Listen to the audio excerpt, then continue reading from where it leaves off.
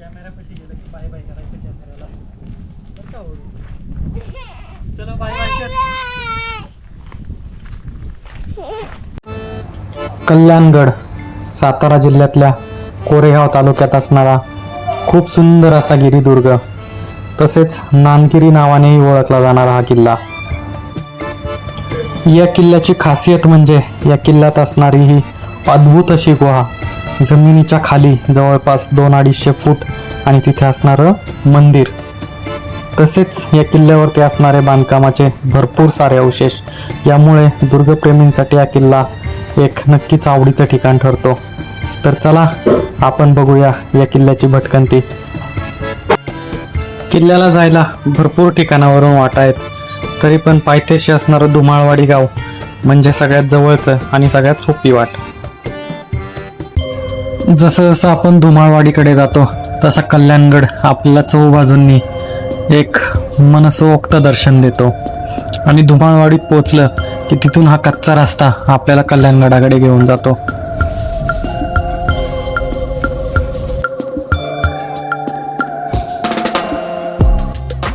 धुमाळवाडीतून जवळपास 4-4.5 किलोमीटरचा हा रस्ता आहे. इथे असणाऱ्या पवनचक्क्यांमुळे हा कच्चा रस्ता तर बनलेला आहे, पण त्याची अवस्था थोडीशी खराबच आहे. 2 व्हीलर असेल तर आपण अगदी आरामात जातो, पण 4 चाकी असेल तर या खड्ड्यांच्यातून अगदी कष्टाने घेऊन जावी लागते.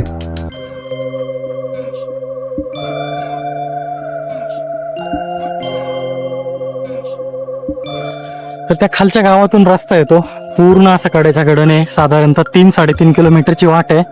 पूर्ण एका साईडला खडा, एका साईडला दरी आणि कच्चा रस्ता.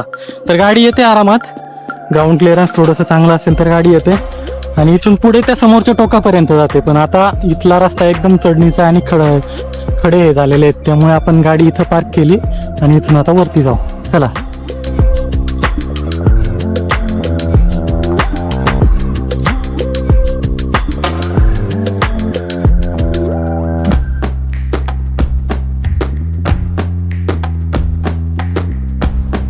मध्येच डोंगरावर या दिसणाऱ्या पवनचक्क्या अगदी मनमोहून घेतात आपल्या.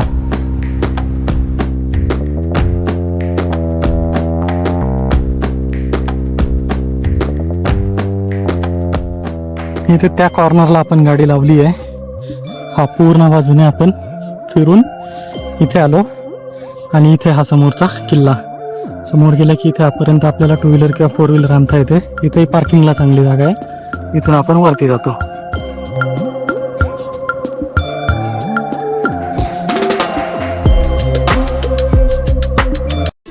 तर आता आपण पोहोचलेलो आहे कल्याणगडाच्या पार्किंगला.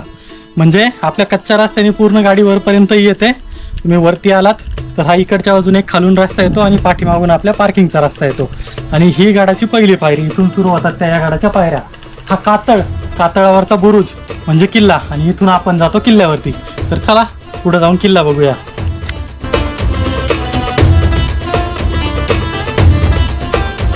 किल्ल्याचं प्रवेशद्वार.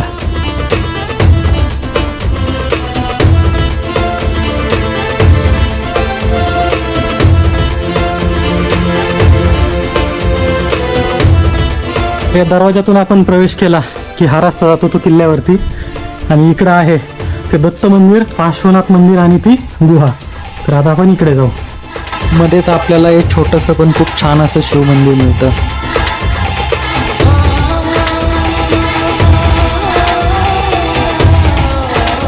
पूर्ण वरती कातळ आहे. इकडची किल्ल्याची तटबंदी दिसते आपल्याला पूर्ण, आणि इथून या तटबंदीच्या शेजारून हा कातळात खोदलेल्या पायऱ्या बनवल्या आहेत, आणि पुढं गुहा.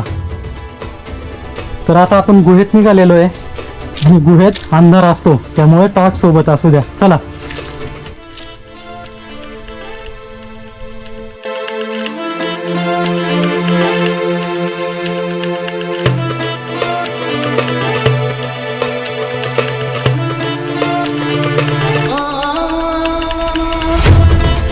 या पायऱ्या अशा खूप खोलपर्यंत खाली जातात, आणि त्या पायऱ्यांनी आपण खाली चाललोय.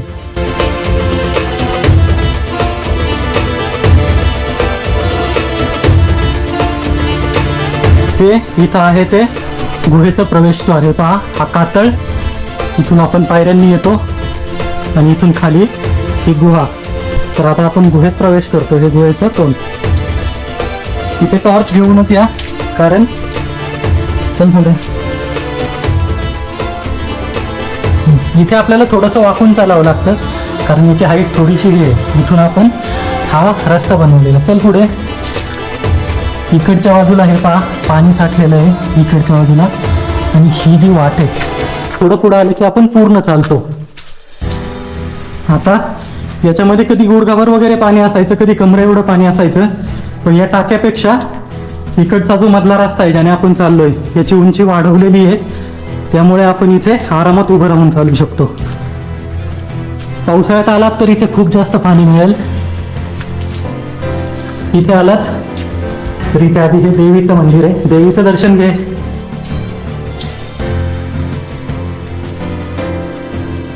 हे देवीचं मंदिर मिळतं. पुढे आल्यानंतर आपल्याला श्री दत्तात्रयांची मूर्ती मिळते इथं, ही गुहेतली. दत्तात्रयांचं दर्शन घेतल्यानंतर आपण थोडं इकडे आलो की आपल्याला ही पार्श्वनाथांची मूर्ती मिळते. हे पहा, ही पार्श्वनाथांची मूर्ती आहे. आणि या मूर्तीचं वैशिष्ट्य पाहिलं तर वरून नागशिल्प कोरलेले आहेत डोक्यावरती. हे इथलं. आणि ही वाट अशीच परत आपल्याला बाहेर घेऊन जाते. आता या गुहेत आपण जवळपास 200-250 फूट आतमध्ये आलेलो आहे. आणि आतमध्ये बघा, इकडच्या बाजूला पण पाणी आहे, दोन्हीकडच्या बाजूला पाणी आहे. हा मधून रस्ता आहे. आणि आपण या गुहेत आता अजून पुढे चाललेलो आहे. खूप आश्चर्यकारक अशी गुहा आहे ही. खूप कमी किल्ल्यांवरती आणि आपल्याला इथं बघायला मिळते. आणि या गुहेत सर्वात महत्वाचं म्हणजे आतमध्ये एक मंदिर बघायला मिळतं. हे इकडे पाणी.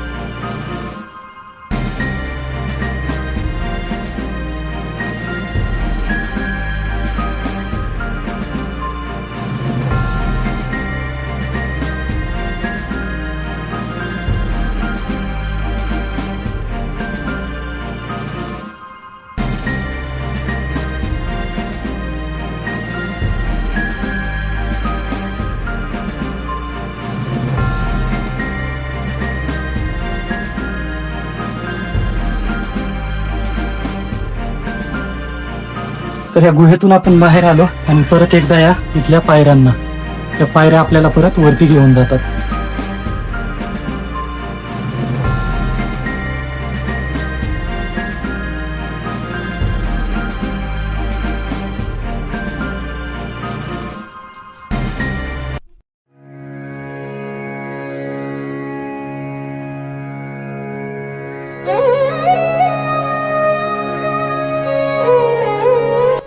हे इकडच्या बाजूने जी वाट येते, आपण मंदिरापासून पुढे आल्यानंतर ही वाट येते.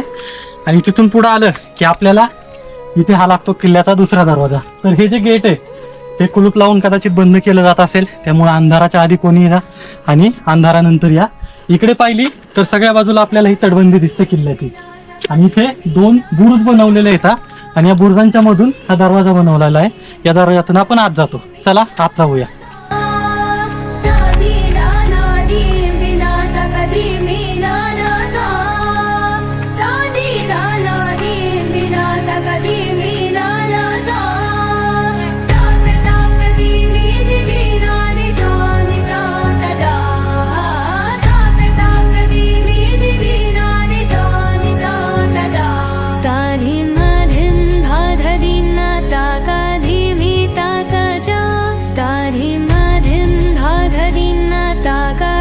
तर आपण या दुसऱ्या दरवाजातून वरती आलो की ही वाट आपल्याला वरती घेऊन जाते किल्ल्याकडे.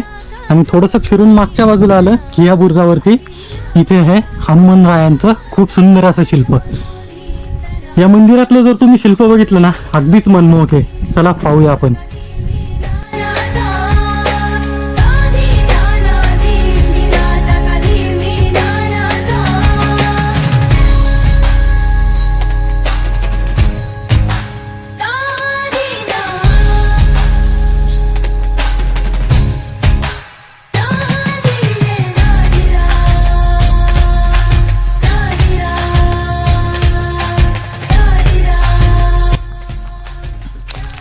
इथे हनुमान मंदिरापासून थोडंसं पुढं आलं की इथे हे गोलाकार बुरुजा समान आहे.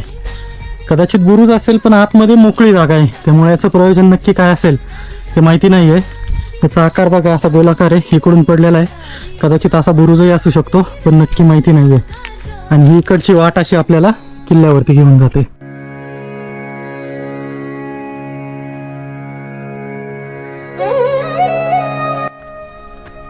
आणि इथून आपला होतो किल्ल्यावरती प्रवेश. कदाचित जर पाहिलं तर इथं पण अशी एखादी तटबंदीची शृंखला असू शकते की खाली पण तटबंदी आहे एक, आणि इथून ही वाट आपल्याला वरती घेऊन येते. आणि हा इकडे पूर्ण गडाचा परिसर. तर पुढे आल्यानंतर आपल्याला हे खूप मोठं पाण्याचं टाकं लागतं. पूर्ण दगडात खोदलेलं आहे. खाली एक देवीची मूर्ती आहे आणि तिथून या बाजूला एक समाधी आहे.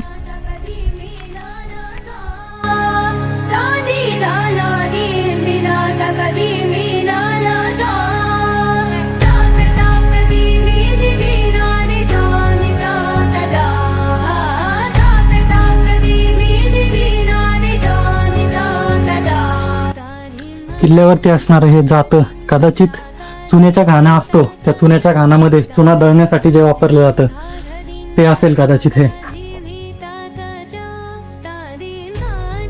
गडमाथ्यावर ही जुन्या व नवीन बांधकामाचा संगम करून बांधलेली एक कमान बघायला मिळते. ही कमान म्हणजेच एखाद्या वास्तूचा दरवाजा असावा. या दरवाजातून आपण आतमध्ये आलो की ही पत्र्याचे छप्पर घातलेली बामणघर नावाची जुनी वास्तू आहे. या बामणघराच्या आत एक यज्ञकुंड आहे आणि नक्षीकाम केलेली गणेश मूर्ती आहे. तरी इथे अजून याच्यासोबत आपल्याला खूप साऱ्या मूर्त्या आणि इथं असलेले अवशेष पाहायला मिळतात.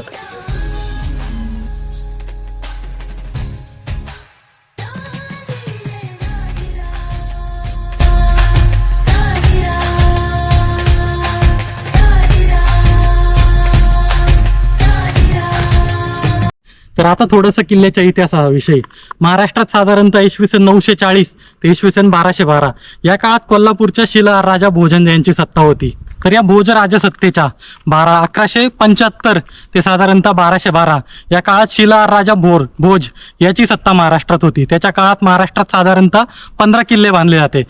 सातारा येथे सापडलेल्या ताम्रलेखानुसार हा किल्ला साधारणतः 12व्या शतकाच्या दरम्यान बांधला गेलेला असावा. त्यानंतर तो किल्ला आदिलशहाच्या ताब्यात गेला.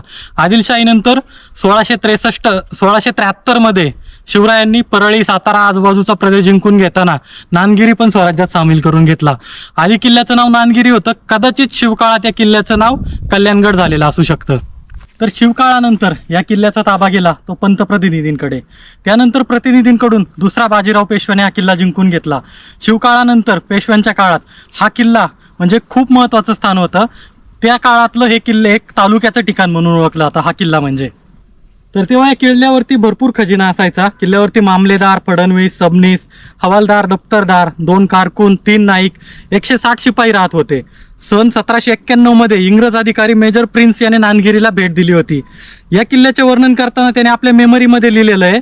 त्याची मेमरीज ऑफ फील्ड ऑफिसर या ग्रंथात तो लिहितो, इट लुक्स लाईक हल ऑफ द शिप वॉर या असं त्याचं तो वर्णन करतो. त्यानंतर साधारणतः 1818 मध्ये एप्रिल महिन्यात जनरल प्रिझलरने हा किल्ला ताब्यात घेतला. किल्ल्यावर असलेल्या 2 तोफ 1857 सालच्या बंडात येथून हलवण्यात आल्या, पण त्यानंतर कुठं नेल्या याचा मागोवा लागत नाही. सन 1862 मधील एका नोंदीत या किल्ल्याचे वर्णन पडीक व निर्जन असा करण्यात येतो. समर्थ रामदास स्वामींचे शिष्य कल्याण स्वामींच्या वास्तव्यामुळे कदाचित याचं कल्याणगड हे नाव पडलं गेलं असं काही ठिकाणी ऐकवायत येतं, वाचण्यात येतो, पण याचे कुठलेही आपल्याला लिखित दस्तावेज मिळत नाहीत. तर एकंदरीत असा किल्ल्याचा आपल्याला पूर्ण इतिहास मिळतो. पुढे आपल्याला किल्ल्यावरील हे घरांचे चौथरे मिळतात आणि पुढे आपण निघतो. तर डाव्या बाजूला आपल्याला दिसतं इथे बांधलेली धर्मशाळा समान वास्तू आहे आणि इथून आपण पुढे जातो तो किल्ल्याच्या पुढच्या प्रवासाला. इथे कदाचित कोण्या वीराची समाधी, कुठल्या देवाचं छोटंसं राऊळ असेल. आज फक्त त्याचा चौथरा किंवा काही दगड शिल्लक राहिलेले आहेत. हा इकडे किल्ल्याचा परिसर जो आहे तो एकदम छोटा होत जातो. ही इकडची बाजू आणि इकडची बाजू दोन्हीमध्ये साधारणतः 100-150 फुटांचंच अंतर उरतं. पलीकडच्या बाजूला थोडंसं जास्त आहे, मध्ये आलं की कमी होतं आणि आपण जसं अजून पुढे जातो तसं हे अंतर अजून कमी होत जातं. तर चला आपण पुढे जाऊया.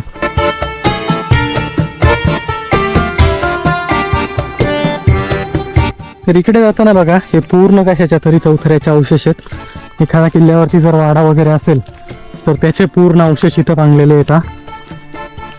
हा पूर्ण चौथरा आहे.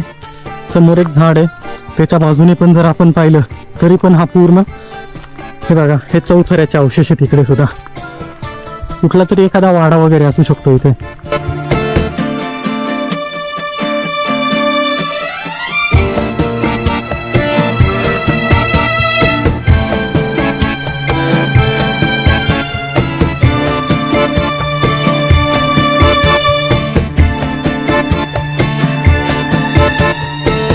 इथे पुढे आल्यानंतर आपल्याला अजून एक कुठली तरी समाधी किंवा मंदिराचे अवशेष आहेत. त्याच्या पाठीमागे हा खूप मोठा एक दगड आहे. याचं प्रयोजन काय ते माहिती नाहीये, पण खूप मोठा आहे आणि हा त्या चौथऱ्याचाच एक भाग आहे. कारण इथून पुढे जर आपण आलो तर त्या चौथऱ्यावरून खाली उतरतो आणि किल्ल्याच्या शेवटच्या टोकाकडे जातो.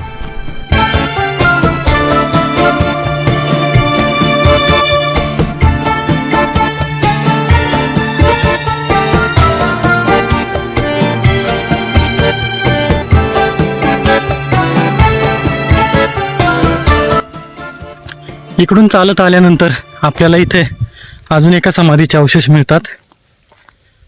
हे पहा, ही कुठल्या तरी पुरुषाची समाधी असावी, कारण याच्यावरती जर आपण पाहिलं तर वरती शिवपिंड आहे.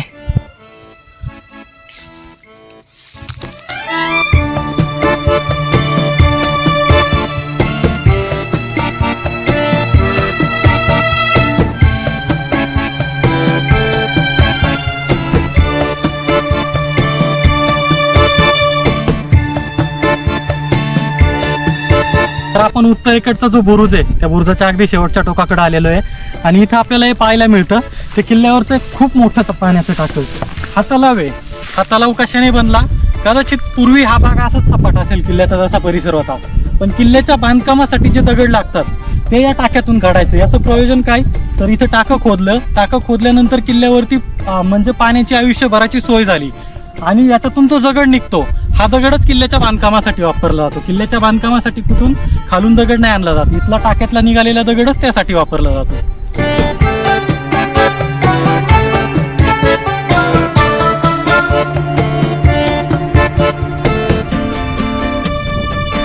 या उत्तरेकडच्या बाजूला आलं तर किल्ल्यावरून खाली दिसणारा प्रदेश बघा, पूर्ण शेती केली जाते. खाली कुठं ऊस आहे, कुठं आल्याची शेती आहे, कुठं कदाचित हळद असेल.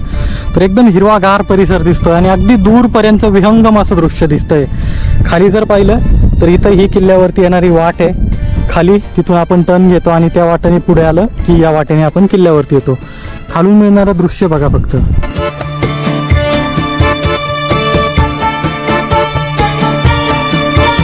तर दक्षिणेकडच्या शेवटच्या बुरुजाच्या तिथे आपल्याला एक पाण्याचं टाके मिळतं. खोदीव टाका आहे. याच्यातला गाळ उपसा सुरू केलेला आहे कोणीतरी. इकडे पहा, याच्यातला गाळ काढून टाकलेला आहे. संवर्धनाचं काम सुरू आहे याच्या.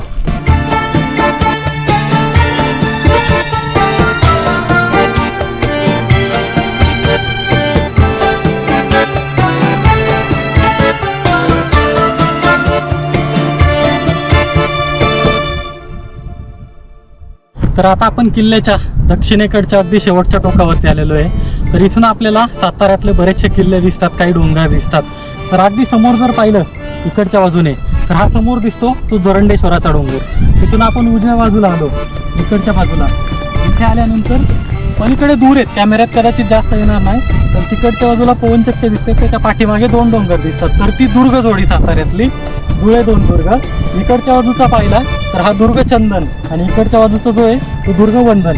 त्याच्या पाठीमागे दूर कुठेतरी पांडवगड वगैरे, पण तो आपल्याला दिसत नाहीये. त्यानंतर या किल्ल्यावरती आपण दुसऱ्या बाजूला जर पाहिलं किल्ल्याच्या पूर्वेच्या बाजूला तर आपल्याला तिकडे सुद्धा काही किल्ले पाहायला मिळतात. तर ते किल्ले आपण थोडं पुढे जाऊन पाहू.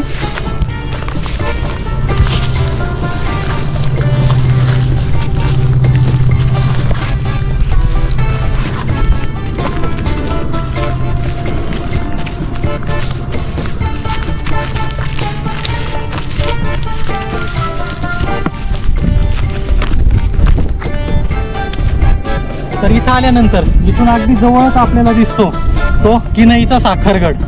देवीचं स्थान आहे अंबाबाईचं. खूप सुंदर असं मंदिर आहे आणि खूप पुरातन मंदिर आहे. त्यापासून थोडंसं जर इकडच्या बाजूला पाहिलं तर आपल्याला इकडे दिसतो तो वर्धनगड किल्ला. आता इथून क्लिअर दिसतोय, कॅमेऱ्यामध्ये जास्त येणार नाही, पण कोरेगावच्या थोडंसं पुढे गेलं की इकडे आपल्याला वर्धनगड किल्ला दिसतो. वर्धनच्या पलीकडे माईमानगड आहे, पण तो आता दिसणार नाही. तर इथून साताऱ्यातली खूप सारी दुर्गवैभव दिसतात. आता आपल्याला धोक्यात पूर्ण आहे आपण, त्यामुळे आपल्याला सातारा शहर आणि त्याच्या पलीकडचा अजिंक्यतारा किल्ला दिसत नाहीये. अजिंक्यतारा क्लिअरली दिसतो वातावरण असेल तर, आणि त्यानंतर त्याच्या पलीकडे तो सज्जनगड. जर वातावरण जर चांगलं असेल तर अगदी आपल्याला इथून सज्जनगड सुद्धा पूर्ण क्लिअर दिसतो.